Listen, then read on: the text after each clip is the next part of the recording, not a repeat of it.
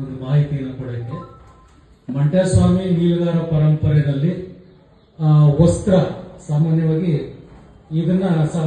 ಗುಡ್ಡುಗಳೆಲ್ಲ ಧರಿಸೋದು ಇದೆ, ಈ ವಸ್ತ್ರ. ಇಲ್ಲಿ ವ್ಯಾಪಾರಸ್ಥರು ಇರೋದ್ರಿಂದ ಮತ್ತೆ ಇಲ್ಲಿ ನಾವೇನು ಮಾತಾಡ್ತಿದ್ದೀವಿ ಸಂಘ ಸಂಸ್ಥೆಗಳಿಂದ ನಾವು ಇದನ್ನ ಪ್ರಮೋಟ್ ಮಾಡೋಣ.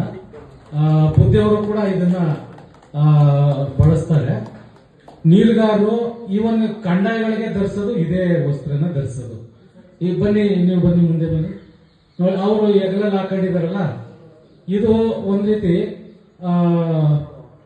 ಇದು ಬೇರೆ ಬೇರೆ ಬೇರೆ ರೂಪನ ತಗೊಳ್ತಿದೆ. ಇದನ್ನೇ ನಾವೇನಾದ್ರೂ ಅಂಗಡಿಯವರು ಮಾರಾಟ ಮಾಡೋದಾದ್ರೆ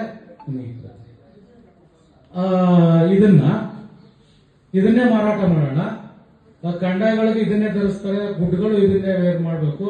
ಮತ್ತೆ ಇದು ನಮ್ಮ ಪರಂಪರೆಯ ಸಂಕೇತ. ಇದು ನಾವೇನು ಕಪ್ಪು ದುಡ್ತ ಮಂಟೇಸ್ವಾಮಿ ಪರಂಪರೆಯ ಸಂಕೇತ ಆಗಿದೆಯೋ ಹಾಗೆ ಇದೇ ವಸ್ತ್ರನ ನಾವು ಅದನ್ನ ಧರಿಸ್ಬೇಕು.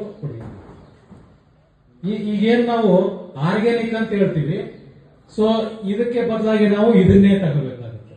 ಹಂಗಾಗಿ ಇಲ್ಲಿ ಅಂಗಡಿಯವರಾಗ್ಲಿ ಅಥವಾ ನಾವು ಪರಂಪರೆಯಲ್ಲಿ, ನಾನು ಬುದ್ಧಿಯವರಲ್ಲೂ ಕೂಡ ಮನವಿ ಮಾಡೋದು, ನಮ್ಮ ಎಲ್ಲ ಮಠದ ವತಿಯಿಂದ ನಡೀತಕ್ಕಂಥ ಯಾವುದೇ ವೇರ್ ಮಾಡ್ತಕ್ಕಂಥವ್ರು ಏನಿದ್ದಾರೆ ಅವರೆಲ್ಲರೂ ಇದನ್ನೇ, ಇದು ಪರಂಪರೆ. ಬುದ್ಧಿಯವರು ಹೇಳ್ದಂಗೆನೆ ನಾವು ಈ ಪರಂಪರೆಯಲ್ಲಿ ಏನೆಲ್ಲ ಬಂದಿದೆ ಅದನ್ನ ಉಳಿಸೋಣ, ಮತ್ತೆ ಅದನ್ನ ರಕ್ಷಣೆ ಮಾಡೋಣ. ಹಾಗಾಗಿ ಈ ಒಂದು ವಸ್ತ್ರನೇ ನಾವು ಮಂಟೇಸ್ವಾಮಿ ನೀಲಗಾರ ಪರಂಪರೆಯ ಒಂದು ವಸ್ತ್ರವಾಗಿ ನಾವು ಇದನ್ನ ಬಳಸೋಣ ಅಂತ ಹೇಳ್ತೀನಿ. ನಮಸ್ಕಾರ.